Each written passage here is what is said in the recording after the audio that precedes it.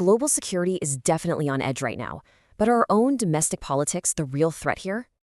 A recent Sky News analysis says, yeah, they are. Leaders are basically trading global stability for quick domestic wins. For our first case study, just look at the escalating tensions right now between the US and Iran. Washington is facing a huge dilemma. Do they focus on winning elections or on maintaining long-term global deterrence? Analysts argue Donald Trump brings this transactional, property developer mindset to what is essentially a deep religious conflict. Meanwhile, Iran mixes a totally uncompromising ideological commitment with active, ongoing threats to international shipping. The analysis warns that negotiating while Iran keeps attacking is, quote, surrender by installments. Pretty intense, right?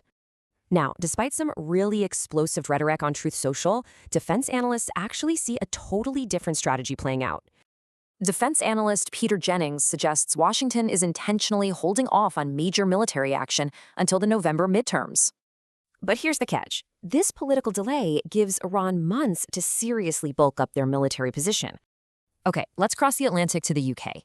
They're facing a really similar crisis, with domestic politics derailing defense. A recent political shakeup actually saw Keir Starmer lose major support, specifically over defense funding disputes. Expected successor Andy Burnham is pivoting hard away from defense. He's prioritizing local social issues instead. So, we've got a stark contrast here. Prioritizing local job creation versus funding huge international commitments like AUKUS. Burnham might honestly only support AUKUS because those submarines are built up north, bringing in valuable local jobs. But critics point out he completely lacks interest in finding the cash for broader UK military modernization.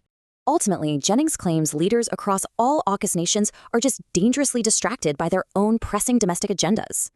So, with leaders completely focused at home, how can multi-decade alliances like AUKUS even survive? What do you think?